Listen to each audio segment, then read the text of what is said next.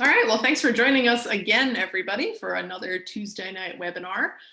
If you're tired of seeing me, you'll get a little bit of a breather after this, but I appreciate it if you've come out for the third week in a row to watch our webinars.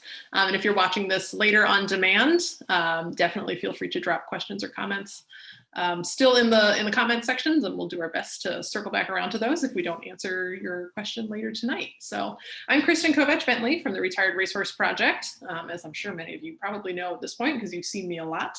And I'm really excited tonight to do Marketing Your Makeover Horse. We have two great panelists to join us. We have Bethany Pastorial from Bethany P Photography. Some of you guys might have seen her work from 2019 at the Makeover. She took some beautiful photos of all of us all week long. And she specializes in helping people present their horses to the best possible light. So she's going to cover some photography tonight.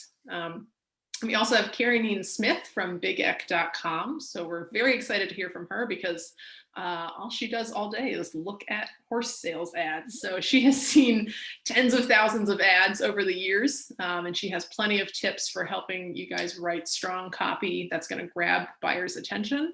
And I was telling her earlier, I used to spend a lot of time browsing bigeck.com, and I'm a ranch horse rider. Like if I'm going there to look at horses for sale, you know that she's onto something good. So I'm really excited to have these two join us tonight.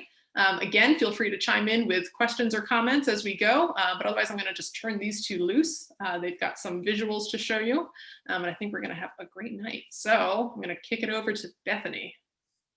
Hi guys, so I'm going to share my screen so that you can see. All right, Kristen, do you see my first slide? Yeah, that looks great. Perfect. All right, so my name is Bethany Pastorial, Bethany P Photography. I have been photographing specifically off-track thoroughbreds since 2018 when I joined up with the off-track thoroughbred group after the races. And I work with them on a monthly basis. So everything that you're going to see in this slide presentation are actual off-track thoroughbreds that we've done at ATR. So let's get started. Okay, so just a couple things about why good photography matters when you're creating an online ad.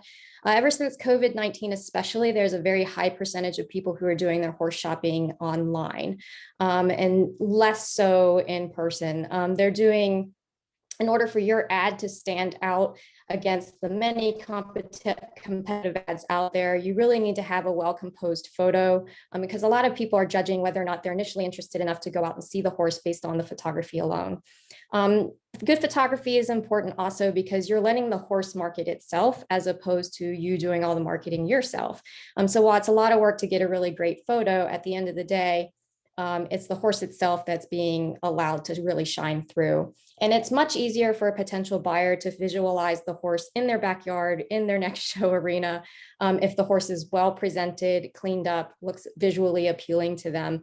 They're not gonna be able to daydream about this horse if you're using just a far away cell phone picture of them in the field. They really need to be able to see all the pretty points about your horse in order to kind of daydream about them. So here's just some general tips to get organized before you actually take photos with your horse. Number one, first and foremost, is always safety. I am not above using sedatives for horses who are slightly on edge in order to get a really great confirmation shot, because at the end of the day, a confirmation shot has no bearing whether the horse is sedated for that confirmation or not. Ultimately, they're looking at how the horse is built, how they're put together. They're not looking at whether the horse is sedated enough for them or not. So if your horse is very flighty, you know, you're going to be moving hooves around, you're going to be playing noises that might get them amped up. And so I recommend to do everything possible in order to keep you and your other handlers safe. You really want to use about 2 to 4 people. You can do it with just you and one other person, but the more the merrier. It just makes the process easier, and we'll talk about that. You want to use something like a clean leather halter. You can use a bridle as well. And you want to use a flat, even surface that doesn't obstruct hooves. So if you are using tall grass, it's going to be much more difficult to see the general structure of the horse than if you're using a flat surface like a driveway. And most importantly, you want to have a horse sounds app ready and open on your phone. And when I say open, that means that whoever is manned with that horse sound app has it ready to go as you're doing the process of moving hooves around. Because as soon as that horse is put in place, you want to be able to hit that button and get their attention with that horse sounds app. You don't want to be fumbling around with your phone and the horse move out of step, and then you have to go through the whole process all over again. Here's a couple other shooting tips. You want to make sure that you're shooting either in the shade, or if you're in full sun and you're not in the shade, that the sun is directly behind you. So the horse is in front of you as the photographer and the sun is directly behind you. If you look on the ground in full sun, you can see your shadow. And if your shadow is in front of you, then you're in the right spot. If your shadow is to the side of you or behind you, you're definitely not in the right spot. So especially if you're doing this in the very middle of the day, you want to make sure that the shadow is in line with right behind you. The shadow's right in front of you so that it's in the right spot, so that your horse is bright and shiny and he's not going to come out looking really dark in your photographs. The best photos for confirmation are done when background elements like fence lines, trees, buildings, things of that nature are really far away from where the horse is. If you have a separation between your horse and any of those other big elements, then you're going to be able to have your horse separated from them, and he's really going to stand out in his photographs, especially if you're using a cell phone. How far would you say is far away? Like 6 feet or like 40 feet? More like 40 feet. Okay. I usually tell people at least 10 yards if possible, because the further away those elements are, the more blurry and the less obstruction, the less distracting they are in your final photo. And that's like an element that is hard to reproduce. Like people have asked in the past, like, can't I just use Photoshop and blur the background? And that just doesn't work. It looks weird. If you use Photoshop and blur the background, then people are going to be more distracted by the fact that you used Photoshop because it looks abnormal, versus if it's something naturally caught in camera. So the further away from your background you can get your horse, the less distracting those background elements are, and also more natural it looks too. So positioning wise, you want your photographer, this is the most important thing that I see wrong in confirmation photos, is you want your photographer to be directly center of the horse, and you want your photographer to be crouched low. And the reason you want to do this is you don't want your horse distorted. If you're standing taller and you're closer to your horse is going to look like a giraffe with really tiny legs, and he's going to look like a miniature pony more than an actual thoroughbred. So the further away you are, the more in proportion the horse is going to be. And then if you're center to either the horse's side or the front of his chest, if you're taking a front confirmation photo, then this is really the most proportionate that you can get with your horse to get accurate angles so that somebody can accurately evaluate them based on a photograph, whether or not they're a balanced horse.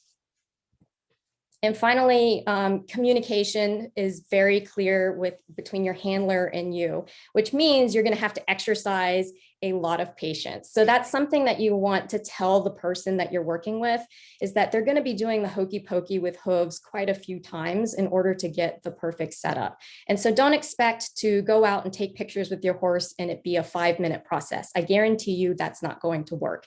It's going to be quite a while in order to get your horse placed in just the right position. So the 2 of you or the 4 of you need to be well prepared in advance that it's going to take a lot of communication and it's going to take a lot of patience to get it done. So here's a quick diagram of the best way to take photos. So again, that fence line is much further away from the horse. You definitely want a significant distance. I usually have 2 to 3 people with me when I take pictures. So one is the most experienced horse handler. So that's either the owner, a trainer, something of that nature. And they're the person who's going to be moving the horse's hooves around. Please, please, please don't use an inexperienced person to move hooves, because this is probably the most dangerous element to taking really great photos, no matter how great your horse is, how well behaved they are. Who knows? A fly bites them, something happens. I just want you guys to be ultimately very safe when you do this. A second handler is the one who holds the horse, and they're pretty clutch too, because they're keeping the horse from just walking out a frame or walking somewhere else. And then you have people who have the horse sounds app or other distractions like a plastic bag or a broom or things of that nature to actually get their ears up and looking pleasant, and so they don't look like They're just totally over the whole photo experience. And then lastly, you want your camera operator, whoever it is with the camera, again, to be perfectly centered to the horse and further away and low to the ground. So let's talk about the different views. So conformation side views, we've talked about assistance. But let's talk about what I look for in the actual horse. And this is generalized conformation. There are different breeds that have different standards and even different disciplines that have different standards that they look for in conformation. The reason I use this type of conformation setup is because, in my opinion, it's the most balanced, it's the most accurate, and it's honestly the most authentic way to photograph a horse so that a potential buyer can see all four limbs accurately. If you're standing a horse square, you're really hiding the offside. And so this way the horse is very balanced, but you can still see all four legs. So traditionally, you want the near side, which is the side closest to you, to be perfectly straight in their cannon bones, the front and the rear. And the further side away from you, which is the offside, you want that to be what we call closed. So in the rear, the rear hoof on the offside slightly ahead. And in the front, that front hoof on the offside is slightly behind the side that's towards you. And I know this is very confusing because I just said a lot of off and near and far and left and right and rear, but I'm going to show you some examples. That way you can kind of get your head wrapped around this, because the more examples you see, the easier you can see it over time. So here's a quick example. And here's with the lines. So again, we're looking for that straight, even cannon bone, both on the front and the rear. So really in the front, you're doing the point of shoulder all the way down that front cannon bone to the ground. In the back, it's really that back point of their haunches all the way through down to their hock into the ground, all the way through the cannon bone. So you want them as straight as possible on your side. You don't want them to be, these are on purpose, you don't want them to be parked out or over the knee, because these are, one, not accurate, and two, somebody cannot correctly evaluate the conformation of the horse if they're situated like this. Obviously, you wouldn't do that, but these are really extreme examples. These are some not so extreme examples of what I'm talking about. So in the front side, the rear is great, but in the front, honestly, they should have positioned, and they being me, should have positioned the front feet up just a couple of inches in order for this horse to be perfectly up and down in the front end. This horse is slightly overstretched in the rear, and you'll see that he's really great in the front, but in the rear, I wish that I had pulled that back right forward, just maybe a couple inches. And you're never going to get the absolute perfect conformation shot, and that's 100% okay. But this at least helps you train your eye for what you should be looking for so that you can get as close as possible. This horse is wrong in both ends. He's a little too far under himself in the rear, and he's just slightly over the knee in the front side. This horse I would be okay with, and I'll tell you the reason why. Front's great, and the rear is okay too, to be perfectly honest, because if I had moved that back left forward just a little bit, that back rear cannon bone would actually be more at an angle rather than straight up and down. So there are some concessions that you can get away with depending on that horse's individual conformation. What I really look for is that there's a perfectly straight up down cannon bone both in the front and the rear. Just a few more quick examples for you. This horse is obviously not positioned correctly in the front, really should have come up just a few more inches. This horse is behind on both ends. And quite honestly, this horse is probably a leaner.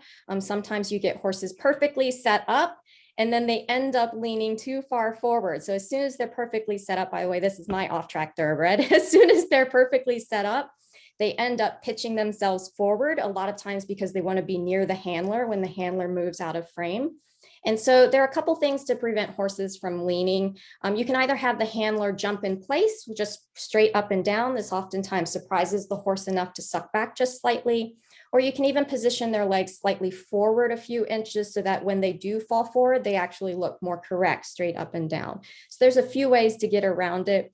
If they lean totally forward, sometimes that's okay. Obviously, this is not a super horrific confirmation photo, but at the end of the day, if you can't get them perfectly upright, that's really more indicative of how well balanced they actually are. So this horse is a slight leaner. And this horse is definitely leaning. You can kind of even see his head pitching slightly forward while he's leaning as well. So let's talk just quickly about foot spacing. So while this is perfectly acceptable, this definitely falls under the categories of having the offside closed and the near side up and down. It is much more attractive when those angles are closed, or the foot spacing between the front two hooves and the rear two hooves are slightly further together. And the reason this is because when those hooves are closer together, the weight of their shoulders and their hips are more evenly distributed, and they're not really leaning on one side or the other. When their legs are kind of off, you'll see this a lot of times when horses graze. That means that they're really kind of shifting their weight to one side or the other when they have a significant distance between their front hooves and then the rear hooves. So here's one way.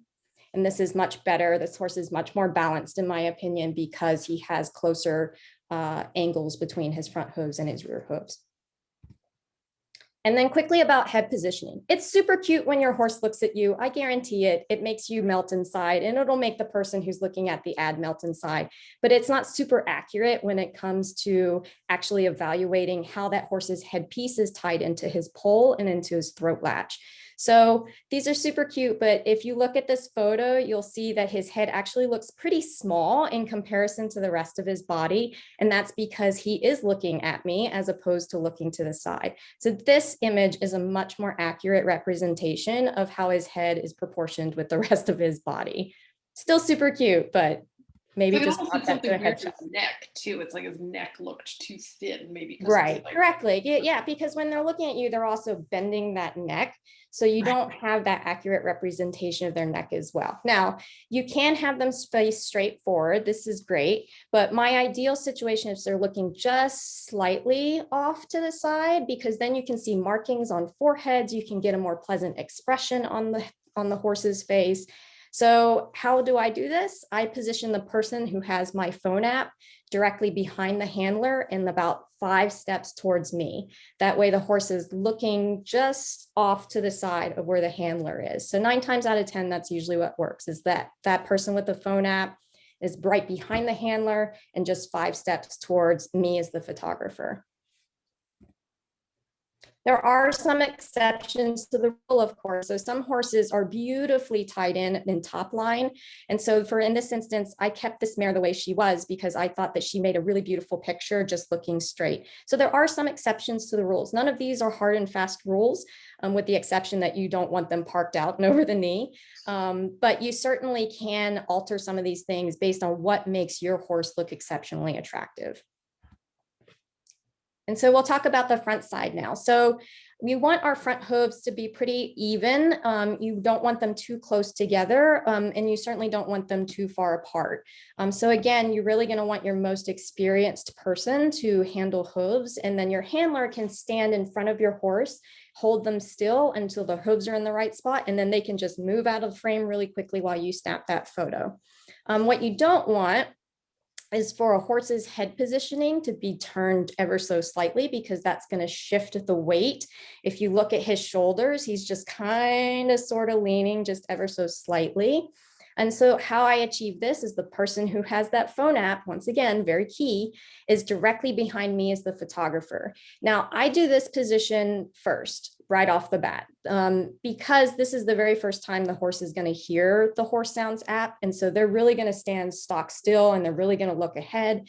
And this is the only time I can't have a handler stand directly in front of them to keep them from moving forward. So because of that, I usually pop this one off first. I have the person with the phone app behind me. That way I can get this one pretty fast, and then we can move to all the other positions. So head positioning, you don't want your head to be very low. Otherwise, they're going to look like a hippopotamus, like on the left-hand side. These two horses are actually the exact same height, but you would never know that from these two photos, because it looks like the one on the left is a pony and the one on the right is an actual horse. So it really does make a difference if your horse has their head pretty far upright. And you can do this a lot of times with the Horse Sounds app. They'll put their head up because they really want to know what's going on. But most of the time, if they do have a low hanging head, sometimes I'll have somebody step in and they can hold their head up for a few minutes and then the horse is kind of stuck there. But you don't want them to be the same plane as their withers because that makes them look a lot shorter and a lot stockier than they actually are in real life. Hip positioning is also very important. I will say this, once their horse's hips are out, meaning once their weight is shifted and you can see a significant portion of their hip, they're out. There's no positioning that's going to get them back into it. So I would just reset, meaning take a big circle and walk right back in. Horses tend to shift their weight quite a bit, and sometimes they get stuck in that position. So most of the time when I'm taking front conformation, if their hip is if they look like they're hailing a taxi cab out to the left side or to the right side, then I do have them take a big circle and come right back in. Because if their hips out, they're going to look twisted, just like the one on the left-hand side. This horse looks much more even on the right-hand side. So let's talk about the rear. Again, please, please, please have your most experienced person handle rear hooves. But this is the only position that I don't use a horse sounds app for. And matter of fact, you can leave a person, I don't Photoshop them out. You leave a person just standing right in front of the horse in order to hold them there. And that's perfectly acceptable. I think it would look actually weird for the horse to be standing perfectly square with nobody in front of them, because then they're really going to expect this to be a very well-behaved pony. But ultimately, you just want to be able to have somebody hold them right in front. You don't want a horse sounds app, and you want to make sure those rear hooves are pretty even. So you don't want, cow hocked or toed out. So sometimes it does take a little bit of finagling to make sure that they're standing perfectly straight. If they're naturally cow hocked, or if they naturally toe out on their own, that's fine. You just certainly don't want to present them in a false light than what they actually are. But if you can get them as straight as possible, that's ideally what your goal is with the rear conformation. Head positioning is also very important still, because again, their head determines where the rest of their body goes, right? And riding just is the same as in conformation. So if they're distracted and they're looking over to somebody on the right-hand side, then they're going to turn, and what's going to happen is their hips are going to go out. And again, once their hips are out, then you have to restart all over again. So ideally, you want to just make sure that there's no distractions to the left or the right of them that causes them to move their head around, and that the person who's standing in front of them has a really good hold. The other thing to be aware is if you, as the photographer, or your person who has the camera, is exactly square to the business end of the horse. So on the left-hand side, this was my fault. I was too far to the right. And because of that, the angle isn't quite perfect, right? But I took basically one step to the left, and now I'm perfectly square with the horse's end. So as a photographer, you also need to make sure that you are moving and adjusting as your horse is adjusting as well. So again, we talked a little bit about this, but some horses are naturally toed out or cowhocked, and that's fine. You want to try and get them pointed as far forward as you can, which sometimes results in correcting foot placement and things of that nature. But if you have to choose between extreme hock angles or toe positioning, I always prioritize making sure that the hock angles are correct versus the toes. So, because people are going to identify hocks versus toes pretty quickly, because toes are not quite as visible from this rear side as hocks are, since that's the whole point of a rear conformation. So these are just a couple bonus views that put some character and personality into your ads versus just traditional conformation. So one of them is a 3/4 view. You can basically, as long as your horse is standing square, I don't really worry about their foot placements too much. As long as they don't look like they're hailing a taxi cab and have a foot way far out here, then they look perfectly fine. And I'll have just somebody with either the apps or a treat or something of that nature off to one side, so that the horse is looking off to the side and has a pleasant expression on his face. Headshots, you can do this any way you want. The only thing that I recommend is make sure that your horse's head is in the sunlight. If their horse's head is in shadow, then his eye in particular is going to look very super dark. So the reason I tell people that you can look for to make sure his head is in the light, other than the obvious sun beaming down on him, is if you look at his eyeball, he's got what photographers call a catch light, which is just a little bit of shine to his eyeball, which brings a little bit of life back into him.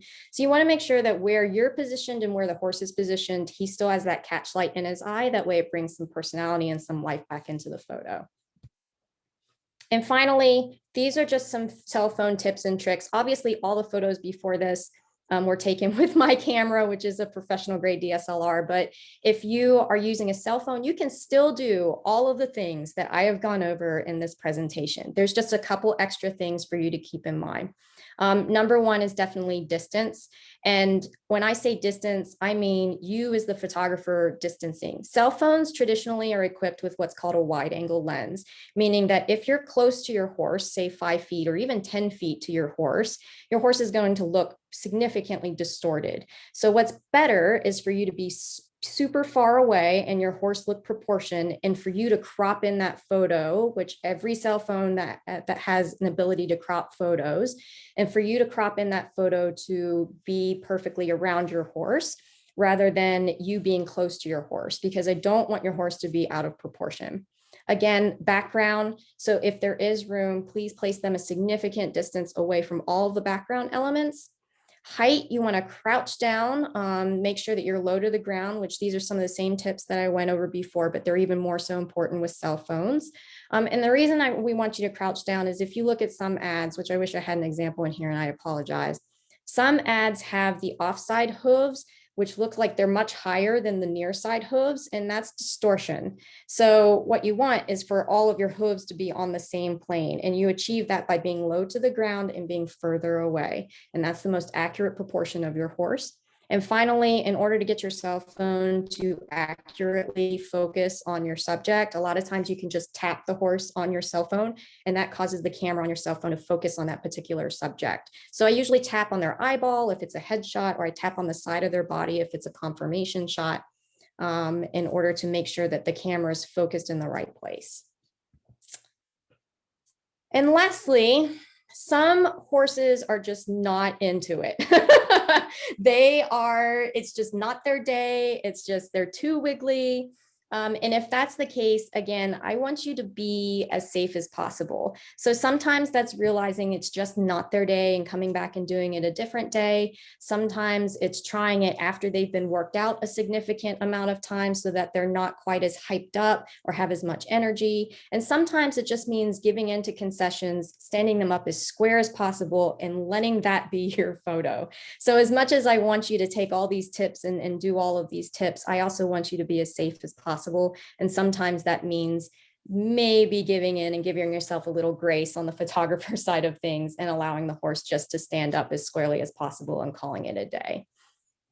So I think that's it. So I will mention that if you want to rewatch any of these slides, there is a much, much longer presentation on the ASPCA's website, which I can send Kristen a link, and maybe we can get that sent out to you guys or posted below the video.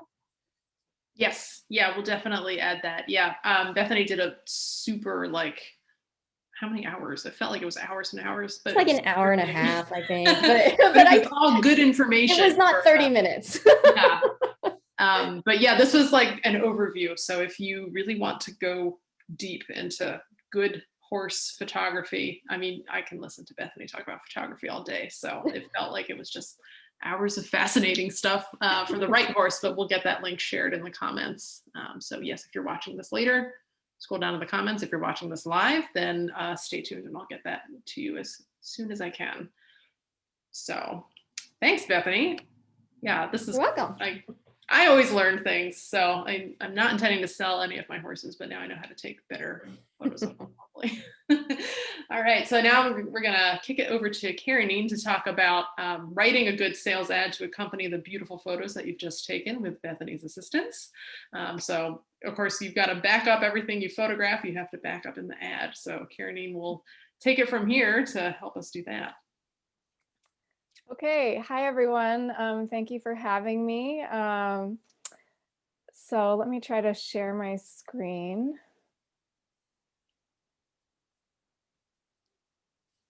Where's the button?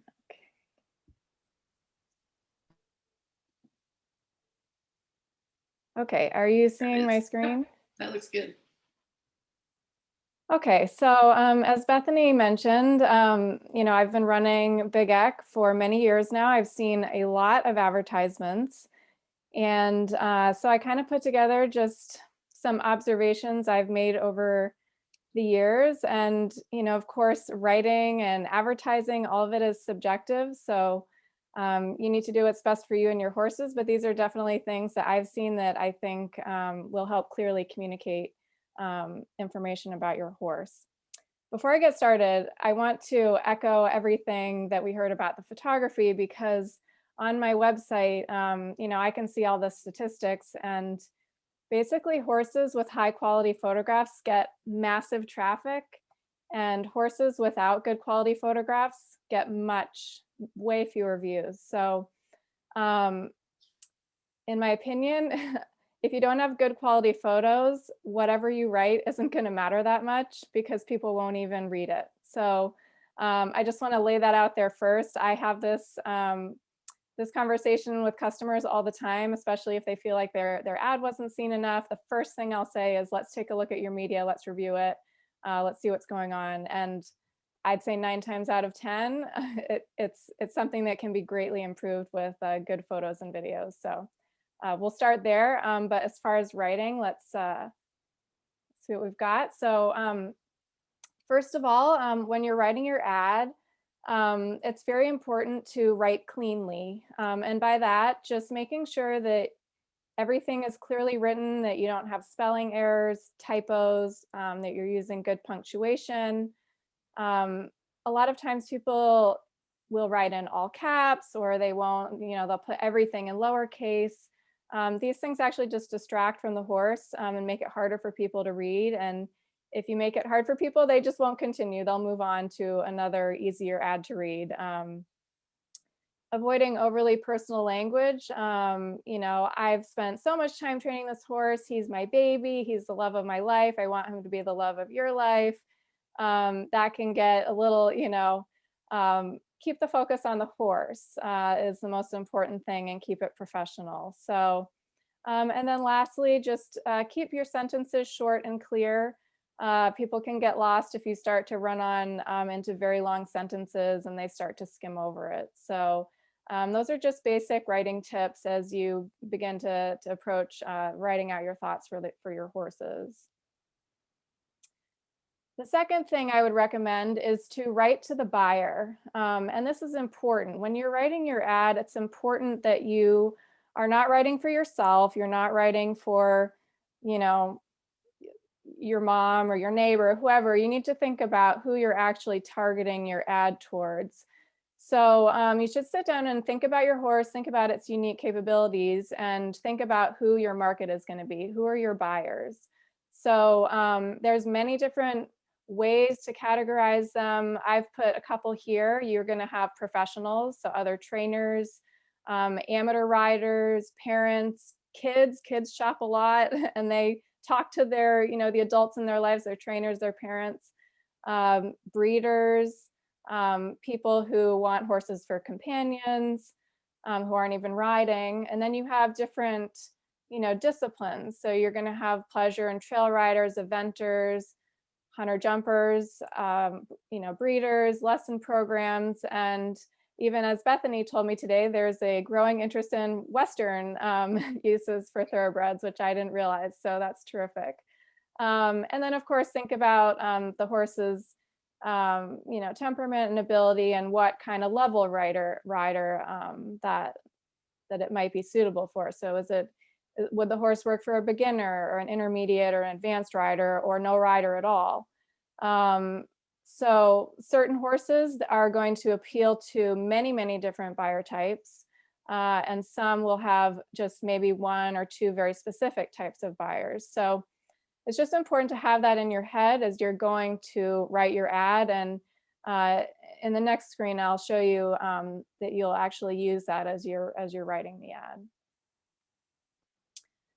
So, but before we get there, it's very important to include the essentials in your ad. And your ad basically is going to be what I like to think of it as a conversation starter. And I even like to think of it like as almost like a first date. You want to, say everything that needs to be known about the horse, but you maybe don't want to go into like every great detail and overwhelm people with information. So say enough to interest a buyer, but not too much, and just stick to the essentials.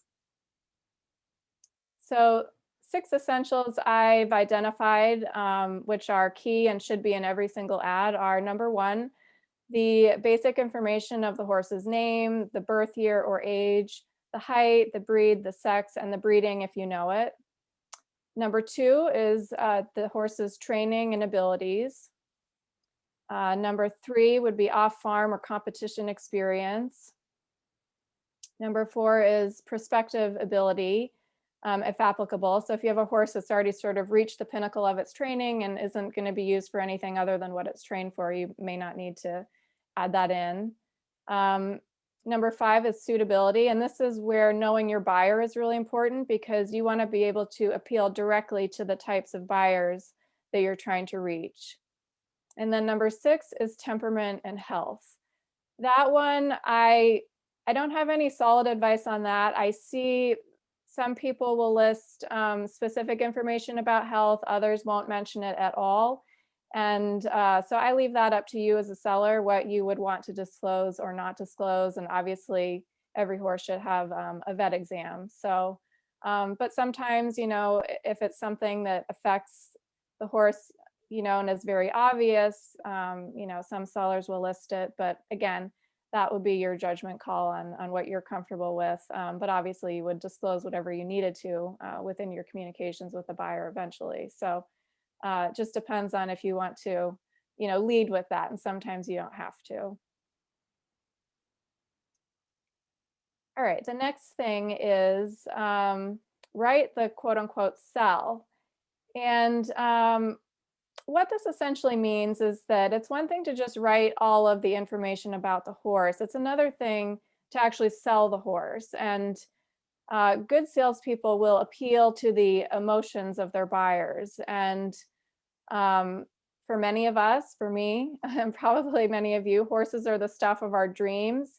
And so part of your job is to figure out, what is the dream you're selling? What is it about this horse that makes it something that another person wants? And then using emotions to appeal. So I put together a few questions to help you kind of figure out how you might approach this idea. And one is, how will owning or riding this horse make the buyer feel? Will they feel amazing? Will the horse give them confidence? Will they win a lot? There's many ways to think of this. What makes the horse unique so that the buyer can't possibly pass up this great opportunity? And then, of course, what are the best qualities of your horse? Are they the kindest horse, the prettiest, the easiest, the most well-bred, etc.? So here is just a snippet that I wrote up of what I would call the sell portion of the ad.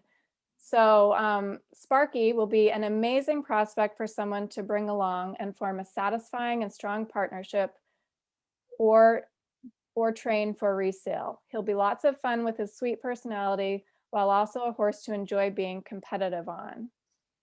So you can see that the language I used in this is a little more colorful, a little more bright, a little more energetic than just saying Sparky is a good prospect and he can do this A, B, C, D, and D. So instead, there are keywords here: amazing, satisfying, strong, fun, sweet, enjoy, competitive.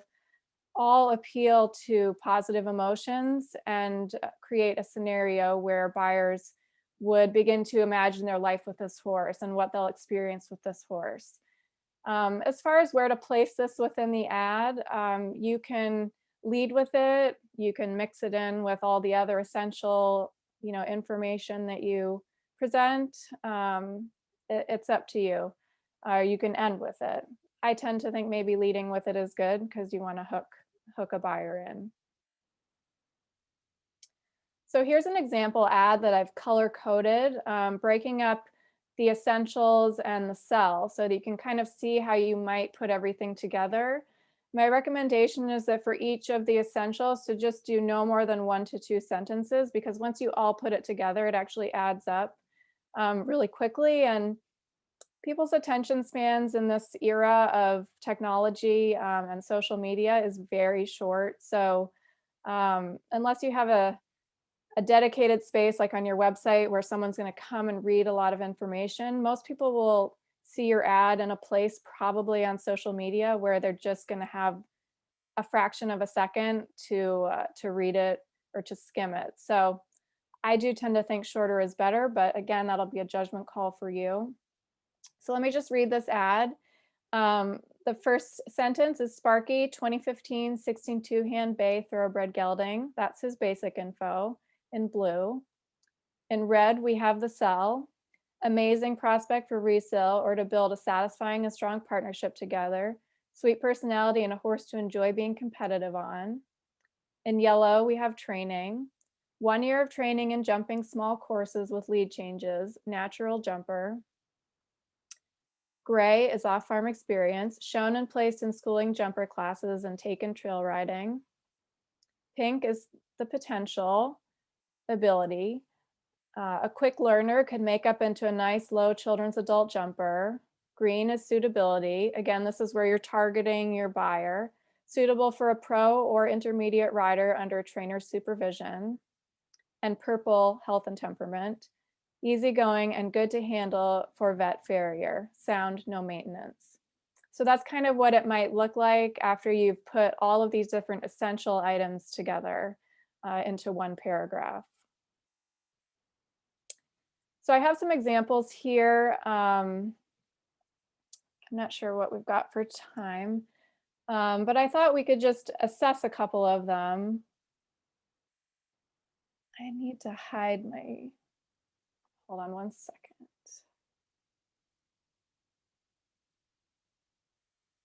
Okay, I couldn't see part of the writing. So example one, and these are real ads that I've changed a little bit of info on. Holly is a very athletic 5-year-old thoroughbred mare. She would be very competitive as a jumper or eventer. She is very bold and level-headed, does not spook, buck, or rear, but is definitely a forward thinker, which is why she would not be best suited for a beginner. She's very flashy, which will get you noticed in the show ring. She has handled everything we have faced her with calmly and willingly. She is excellent on the trails, road safe, very bold jumping courses, and has gone cross-country schooling and loved it. She has a natural gallop with a huge stride that eats up the cross-country course. She is excellent for the vet and farrier, loads and trailers well, is up to date on all of her shots, has a healed hind incomplete sesamoid fracture that happened in 2018 and has never caused her any problems. Price will go up with continued training and show experience. So as you look at this, I thought we could take a minute and identify who is the buyer for this horse. And is it addressed in this? And not a beginner. I'm seeing that. Yes, exactly. So you can see here that the seller has identified that this is probably a horse. She doesn't outright say it, but says no beginners, not suited for a beginner. And it's clearly is aimed towards somebody that probably is an intermediate to advanced rider or a professional. So I think they did a good job of making clear who this horse would work for. In addition, they've identified that she'd be a jumper or an eventer, that she's a little hot and likes to go fast and might be really good for those particular disciplines. But maybe also someone who trail rides. She goes on the trails and is road safe. So you can see how the buyer is kind of addressed in these different pieces of the ad. As far as the essentials, this came off my website. So the essentials are presented as another area of the ad, but they still in the paragraph here describe that she's 5 years old, she's a thoroughbred, she's a mare. So that is included in there. And then of course, all the different other essentials are pretty much covered in here. Her training experience, the potential for what she can do, her health. I think they covered it pretty well in here. And then as far as the sell, I think there were a couple of descriptive words in here. The idea that she will be very competitive, that's something that somebody might dream about and want to do and really appeal to them. Bold is used a couple of times. I see them describe her as bold twice. Yep, bold. So yeah, so selling point, yeah. Yeah, so I think they could probably paint an even broader picture, but there are definitely these hints of what this horse is about, and a certain buyer is going to hear that and go, oh, I love a really bold horse, or that she's flashy. You know, some people love to ride a horse that they're noticed on, get noticed in the show ring. I think that was a good little sell moment. I personally love a flashy horse when I'm competing. So, all right, let's go to example 2. Sunny has been in our program for almost 2 years and has proven himself to be a reliable horse for a child or adult. He is very brave at the shows and has a nice mouth, does not require any maintenance, special shoeing, and does not need to be kept in a full training program. He has mileage in the hunter ring and could easily cross over into the jumpers at the lower levels. Hacks out, ships well, easy to manage for the young rider or amateur. Would also be the ideal horse for a professional to buy to lease out in the barn to lesson customers. So for the buyer here, I think it's pretty clear. This is a very safe horse, can be used for beginners or a lesson program. It would appeal to a child or an adult, a parent shopping for a child, a professional for their client, or a professional, as they say, to buy and lease out to the barn for lesson customers.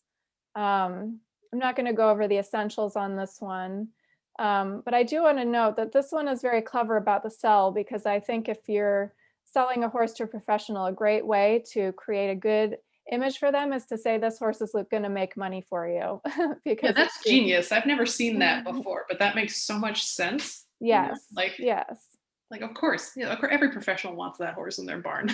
exactly. You're Right. gonna this horse will be reliable and will make you money. So I thought that was a great sell that they made there in that last sentence. Okay, and then example 3. This magnificent 16 hand rising 10-year-old unicorn has successfully shown to 1 meter and is very established, kind, brave, and straightforward. Outstandingly bred by stallion XXX, which is not a real stallion, but anyway, that is specifically well known for giving outstanding temperament, rideability, huge scope, and particularly good looks. She is a brave, clever, and careful horse that jumps well, has previously been ridden by amateur girls. This is one to have fun on, feel confident with, and enjoy being competitive on. Certainly a unicorn of a lifetime. So this one, again, the buyer is not totally spelled out, but it's interesting that they note that amateur girls ride it. So a horse that doesn't need a big physical rider, that probably someone who, it's not a huge horse at 16-1, could handle a petite rider, an amateur rider. So there's some sense that some kind of junior amateur could take this horse on and it might work in their program. The essentials, again, this is off my site, so a lot of the essentials are covered already in the other sections, but it is a 16-1 hand horse, 10 years old. It has some show experience and training. And I think they cover that pretty well. But what this ad does really well, I think, is actually the sell. They use some very good, positive emotions in the language. It's a magnificent horse. It's a unicorn. Who doesn't want a unicorn? It has an outstanding breeding. If you're a breeder, you might read that and say, oh, okay, this horse could potentially do that, or someone that wants to ride it and then breed it. So you open it up to that market. But especially the last sentence is terrific. This is one to have fun on, feel confident, enjoy being competitive, and the unicorn of a lifetime. For someone, this horse probably will be. So I think that's a really great sell, and that's why I included this last example. So in the end, I think write what works. So all the tips that I've given you here, they'll help you form a basic competent ad. But writing is subjective. Some buyers really love a long ad that goes into every detail of the horse and the breeding and, grandsires and, everything about the history of the horse, every little personality trait. Others, which I think is probably in the majority, but I can't say for sure, but I think many want a brief ad to skim before they go ahead and text and call you. I say that just because we live in a world that's very fast paced. So often some people won't slog through a long ad, but do some trial and error, write a couple versions of the ad, a long one, a short one, one day post the short and the next day post along, and see what gets a response. And I think through trial and error, you will figure out what works for you and for your buyers and your market. And with that, hopefully you'll write some great ads. Most importantly, hopefully you'll have good pictures so people will read those ads. And yeah, hopefully you'll be able to present your horse to the best you possibly can to get those buyers interested. Yeah, awesome. Thank you. So a couple of notes for people specifically putting in marketplace ads over the next couple of weeks. Much like Big Ick, like Caraneen's site, a lot of those fields for essential information are already part of your ad. So don't feel like in your copy you need to necessarily repeat things, like height, age, gender, thoroughbred. I think we all know, because we're marketing at the Makeover Marketplace, that they're all off-track thoroughbreds. If there's a place to work that in where it makes sense in the copy, certainly you can repeat that, but a lot of people will go and immediately repeat all the same information that's already just above them on that ad. So you don't necessarily need to put that in there again, unless it's a selling point, a horse by a particular sire that's well sought after, that might be worth repeating. So Caraneen, I'm interested in your thoughts on potential, because that's always gets to be a little bit of a dicey scenario, especially sometimes with these horses, with less than a year of retraining off the track. It's easy to see potential for them in just about anything, even if a trainer's only focused in one or two directions. So do you feel it's important to back up any claims of potential with evidence or experience, or is it enough to say, like, we truly think this horse has upper level potential in X, Y, or Z discipline? I truly think that I think it's fair to mention potential. I come from the jumping world, right? So if you've seen the horse and you've put it through some grids where you're jumping it at a higher level than average and it shows good form, I think it's fair to say it has good form and we think it could go higher. But I also feel like it's important for buyers to do their homework. And obviously, and I have seen this, I have seen sellers occasionally make claims that are like way out there.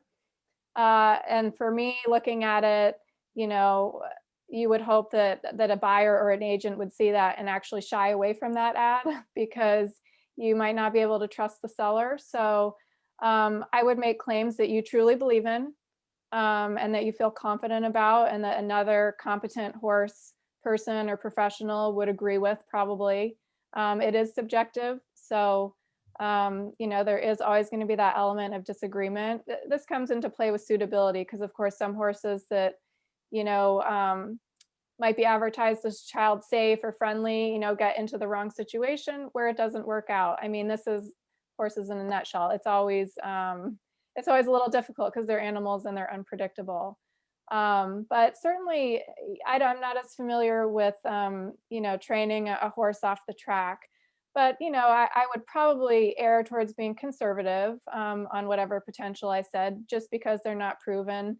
It's a little different than a horse that's maybe been trained in jumping for 3 or 4 years and you feel like it has a certain ability for that, where they're coming from a different sphere of racing into a whole other sphere of whatever that is, whether it's eventing or jumping or dressage or whatever. They obviously are less proven. So I think just being wise. I think people, if you're a regular seller, they'll trust you more if you're honest about that, and not making claims that you really maybe shouldn't be making. I think just being straightforward and doing your best to evaluate it, and then letting them make their own evaluation as well. Yeah. Okay. Yeah. Good discussion.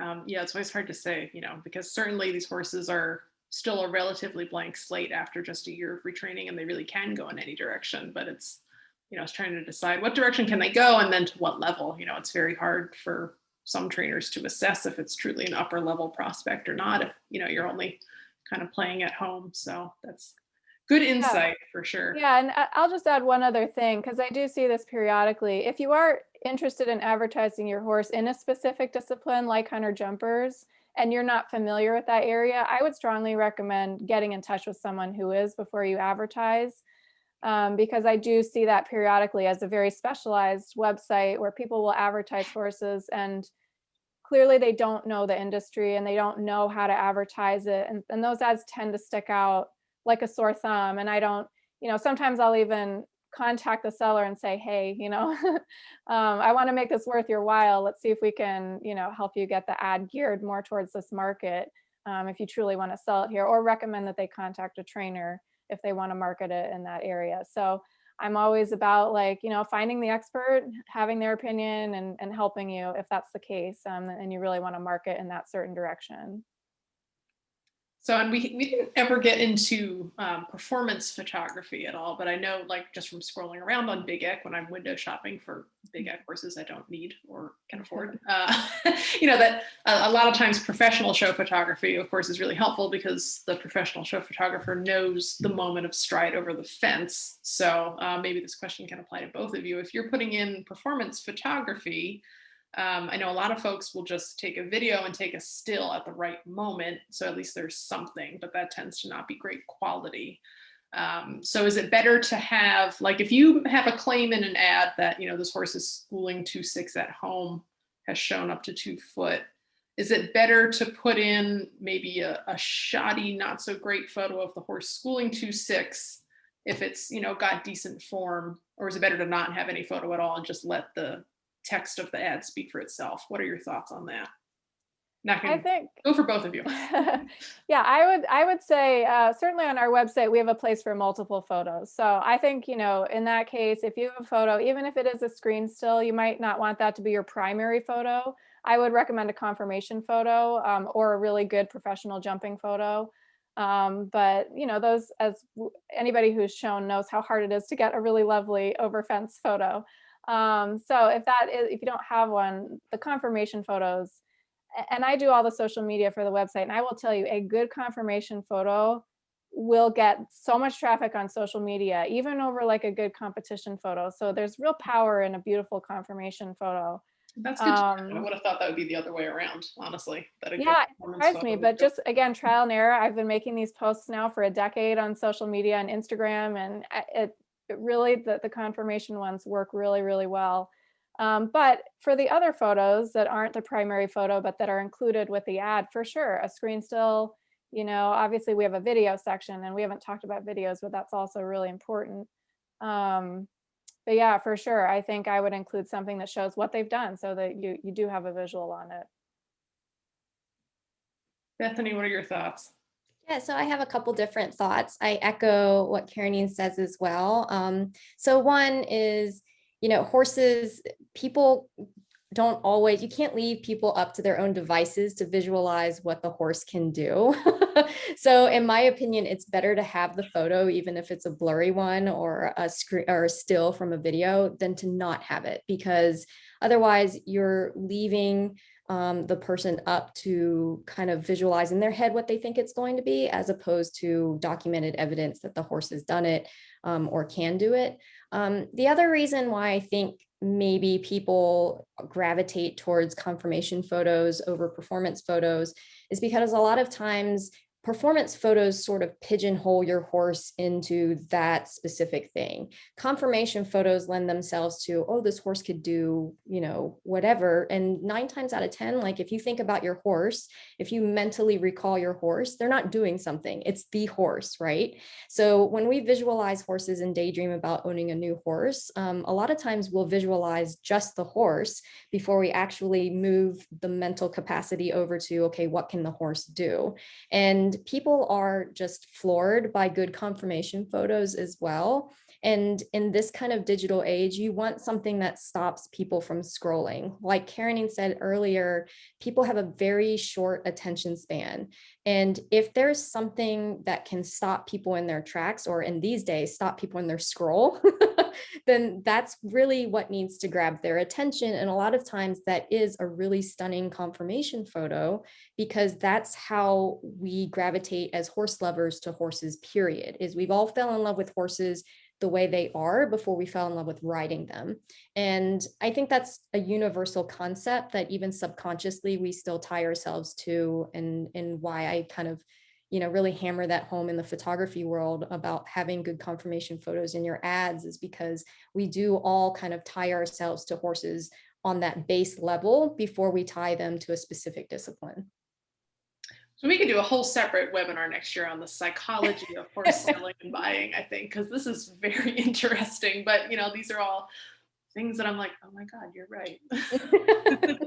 It is. It's like selling a horse is all about allowing the potential buyer to visualize themselves with that thing. I guess Exactly. that's kind of the key to marketing for anybody, for anything. So interesting. All right. Well, I don't see any other questions coming in from viewers. So if you're watching this on demand, certainly now is the time. Type your question in the comments section. Either I like that, on demand. Yes. Yeah. Yeah. If you're watching this later, you know, if you've pulled this up on YouTube or Facebook, definitely you can still leave your questions in the comments, and we will do our best to forward those on to Caraneen and Bethany. But yeah, hopefully this was a helpful session to everybody. I always learn a lot. So on the day I finally decide to sell one of my horses, I'm going to be ready. That day is never going to happen. So I'm just accumulating all this horse sales knowledge for no reason at all. But hopefully all of you guys who are either planning to put your horses in the marketplace or just, you know, are professionals who buy and sell and are looking to always improve your game. Hopefully you guys got a lot out of this. So thanks again very much to Bethany and Caraneen for giving us some insight and all your professionalism and your time tonight. So, all right, everybody, have a lovely evening. Return to your Olympics watching, horse riding, whatever else you guys are doing. Have a great week. Bye-bye.